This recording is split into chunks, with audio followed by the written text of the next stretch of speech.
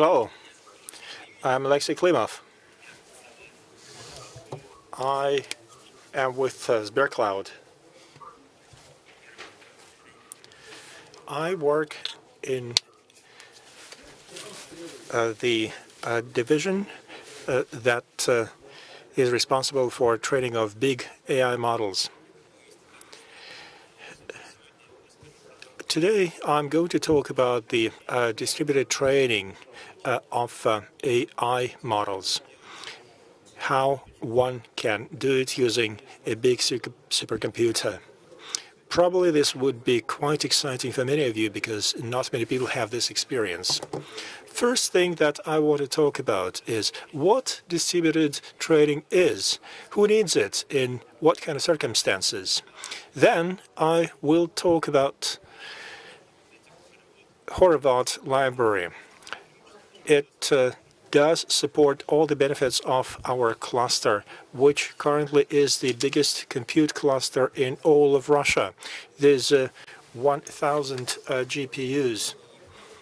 And then, in the third part, I am going to talk about your models and what you as a data scientist can do to adapt your model's code for distributed training.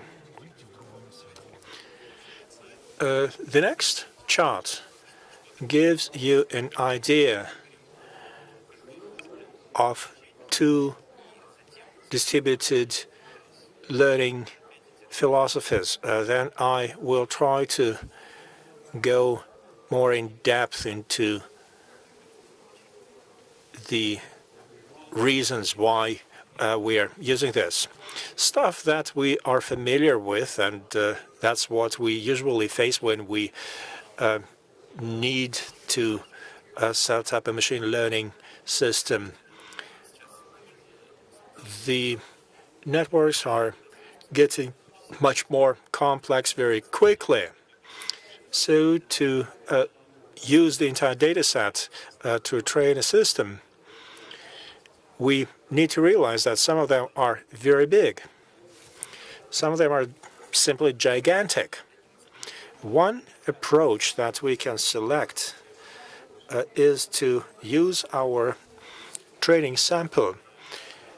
We can split it like they do in traditional machine learning. We split it into batches, and then we do the following. We take one micro batch and send it to a computer. We do the necessary compute part. We get gradients, and then once we process the data, we do the average, and again, we take the next batch of data. That is what we call data parallelism. And we use it in most machine learning training frameworks. TensorFlow, Blink, Horvath, Torch Distributed. These are just some of the examples. Blink is another one of them. That's the systems that use data parallelism. Everything is split into batches, and then every batch is treated separately. Then there is a different philosophy, a different approach, that is model parallelism, where we split the model and we train each model at one GPU.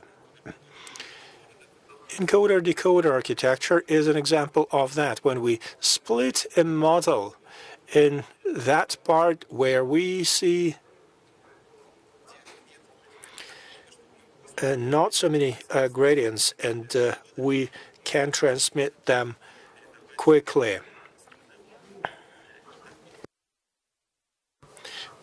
These are the two basic approaches, and the question is when we can use them. People would usually face this question when they realize that one run takes longer than they want. If for proper quality, they would need to spend 2 weeks on the available hardware. If you want to do it daily, you are going to think about possible ways of acceleration. These two methods would allow to save quite a bit of time. Faster learning would allow you to run your tests, to verify your hypothesis much quicker, and you would be able to get those results that business people are waiting for.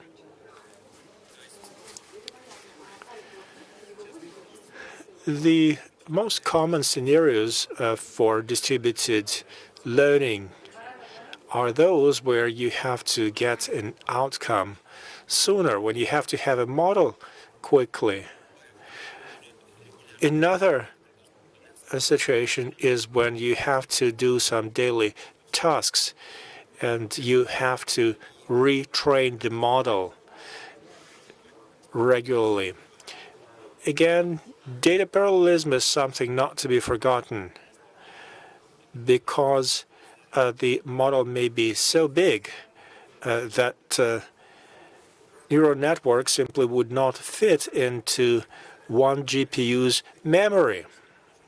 And we physically cannot train it by using one GPU. We are forced to use model parallelism. In the rest of the presentation, we are going to talk about data parallelism. I will tell you how we go about it at SberCloud,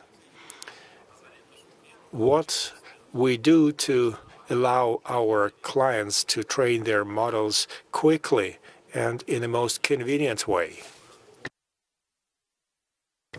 Data parallelism, version 1. The first thing we can imagine, that the first thing we did is when we have several independent workers, and there is a standalone parameter server. They're connected via the network, and at the end of the compute cycle, we send the results. That's what we do in TensorFlow mechanism. It works in such a way that from the parameter server, we send parameters to workers A, B, and C. They do the compute, then the gradients would be sent to the parameter center, and it would, again, do the distribution between A, B, and C. Gradient synchronization is addressed at the parameter server level. What kind of problems we see there? The first thing is that if we have a network that is not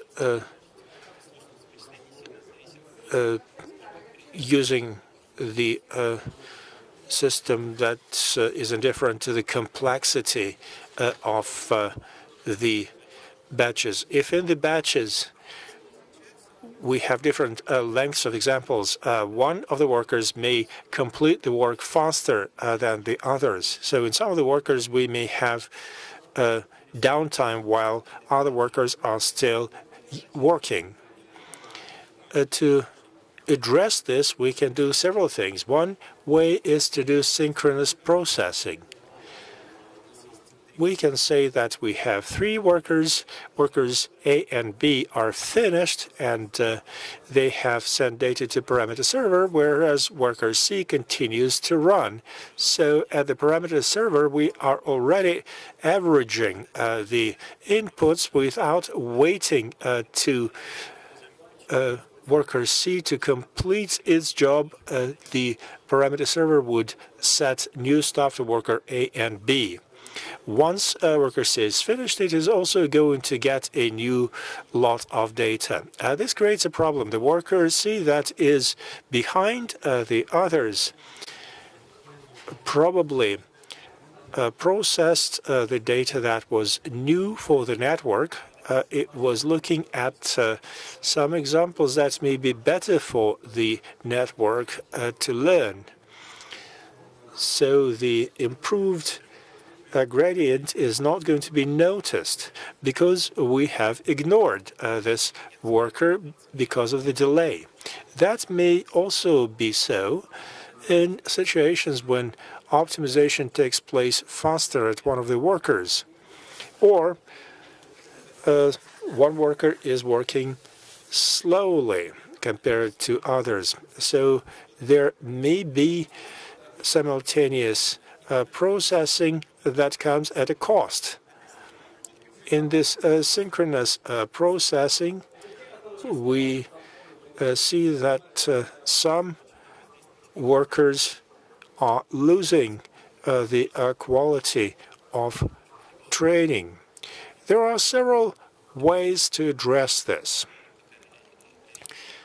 This is a ring implementation. Let's say that all these workers are peers, and we will do the computing consecutively. We will send data to all cards, GPU1, GPU2, 3, and so on. Then we are going to do the averaging for cards 1 and 2. Then this averaged gradient will be sent to GPU 3, and so on. What this is going to create is reliability, because there will be no single point of failure from parameter server. However, we do not have the optimum solution, because these phases of transition from one GPU to another are going to be associated with some lag. And it means that there will be more time required. So we're not saving much time. We are getting some benefits, but they come at a cost. The third version of data parallelism is something I want to spend more time talking about, because this is the mainstream technology, most convenient for users. Let me tell you how it works. In this example, on the left-hand side, you can see 3 GPUs. They process their micro batches. We call this ring all reduce. We have peer workers, and we give them a reduce command. The 3 GPUs that you can see on the left-hand side do their computing. We come up with gradients. That is the changes in the weight graphs. At each of those cards, we have a certain array of numbers. If we have 3 workers, we divide by 3, and those information chunks are going to be averaged and transmitted asynchronously. From GPU 1, we send to GPU 2. From GPU 1, we send to GPU 2. And that gives us the following. We address 2 needs.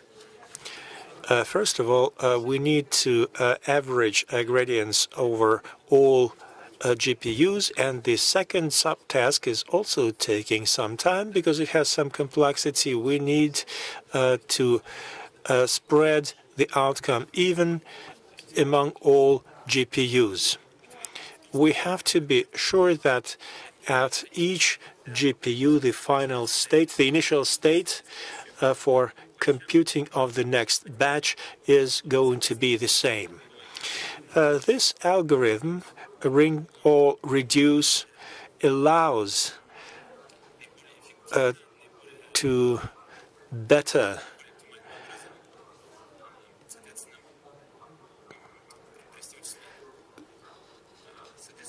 conduct the computing. On the right-hand side, you can see the overheads associated with this algorithm when we run parallelization for a large number of GPUs. The more GPUs you have, the more synchronization steps. So that's what we refer to as overhead. There is an example of this algorithm that we use at our cluster. We call that horovod. Uber created that, and we are going to tell you how we practically can use it to address our tasks using Christofari as a supercomputer and SberCloud as a solution provider. The main idea of the presentation is actually contained in this chart. If we had little time, I would just show you this one chart, and that's where I would stop. What you see here is the following.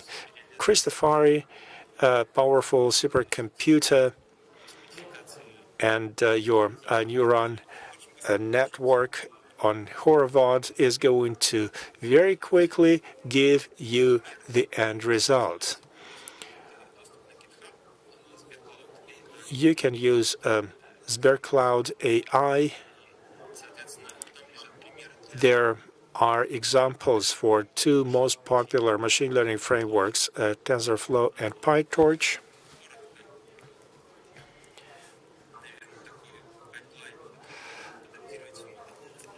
There's a pipeline for adaptive machine learning. You have a ready model that has been tested on one GPU. You can see that it works. Then you find an appropriate example in cloud or in horovod repository, the one that is using the same framework version, the same set of functions, how you can log into TensorBoard and other logs.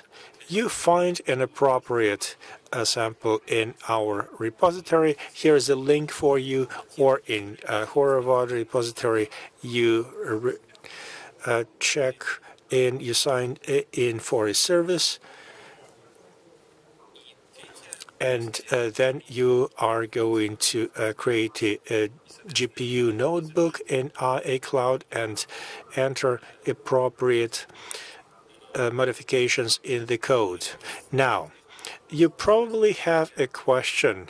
What if I wanted to build such a simple system from scratch on my own? This chart shows you several steps that you would have to make to launch a horovod and to set it up at several DGX nodes. You are going to set NVIDIA, find an appropriate code. You would also need OpenMPI and NCCL. OpenMPI is a component that would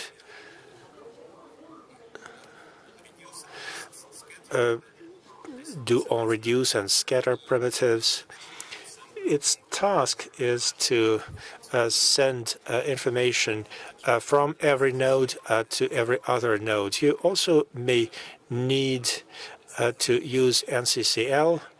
That is a communication library which allows nodes to talk to each other very fast.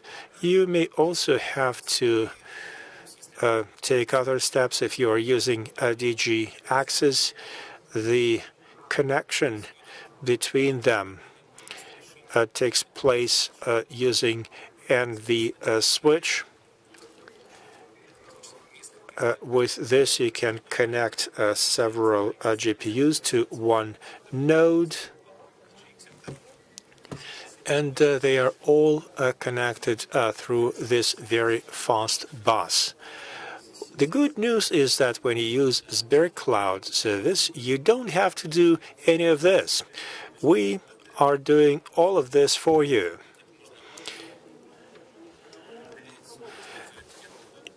You can check it all out for yourself. It's a very convenient service. Now, let us change gears and talk about adaptation of a model for distributed learning.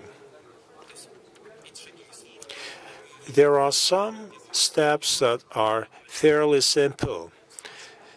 You only need to write a few lines of code. So, step one, we install a library if it's our machine. If you use SberCloud, then everything has been pre-installed and you just import and initialize the Horvat library.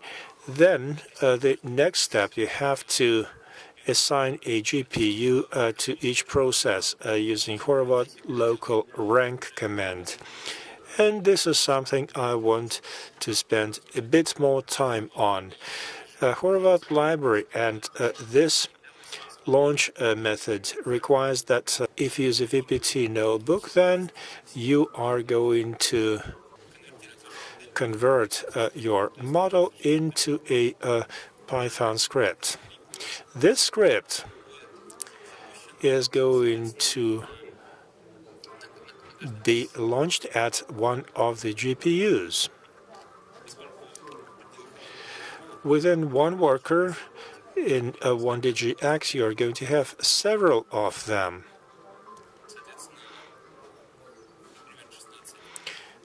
Uh, 16 is one number, for example, and they are numbered 1 to 15, so that each process would only see its GPU and it would not rewrite data from other processes. And that's exactly what is happening to my PowerPoint presentation when I'm switching between charts. Each process would only see one GPU. We are going to change the learning rate. That is the parameter that determines how far we go towards the gradient. Once we do the compute, we need to know which way we should go. And learning rate shows you how far we are moving in that direction. There's one thing that one should remember, though. In our script code, we set a learning rate at some level, maybe 1 to some power 1,000th or 1/10,000th. In one batch, we are going to do the compute using many GPUs, 16 or 128. At the end of this step, we are going to end up 128 times more data, and our confidence that we are in the right direction is going to be stronger. So that learning rate may be increased. That's what the instruction is responsible for. We multiply learning rate by the number of workers. Once again, let me say that the batch size is therefore getting bigger. And now the final step that we need to make here. Our optimizer would need to be converted into a distributed optimizer, which again we get from Horvat library. Should be piece of cake. Just one thing to remember to adapt function models for this library. It has to be executed as a Python file. It's quite a popular methodology these days, though. Secondly, one note I wanted to make when we look at a global state, when we set initial values for the neural network, when we look at logs and TensorBoard, all of this has to be done using master process, node 1, and the rank is going to be equal to 0. Now, I'm going to show you the code. Let us blow it up so that you can have a better view. These are the 4 steps that I talked about. We import from the library, we assign GPUs, we change the learning rate, then we convert the optimizer into a distributed optimizer. All of this is available at our GitHub repository and also in the AI Cloud service description.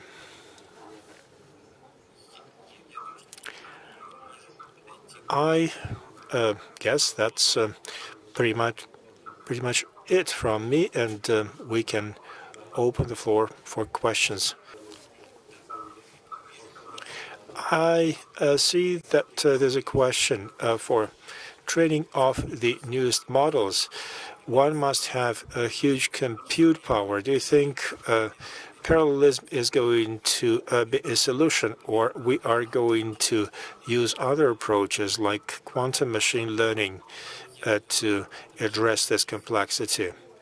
Here's what. I do agree that modern neural networks architectures are becoming more complex. We have more and more compute power to use, and it's really ahead of the level of current hardware. I would agree with this. We do need greater capacity. We need more compute power. Another thought, if you're asking me about parallelism, I said earlier in my presentation that there are 2 approaches, data parallelism and model parallelism. We are now using data parallelism, and we can do horizontal scaling. And it's a painless thing.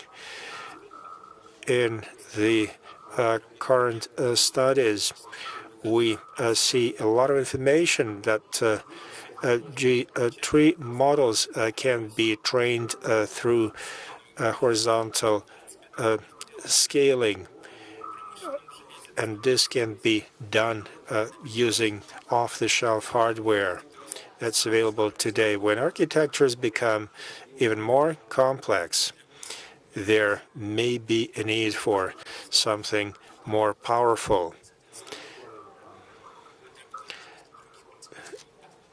And this might mean that this new hardware would be based on new principles, new technologies. We are going to have a presentation later today. Let me just say that there are other libraries besides Horovod that would allow you to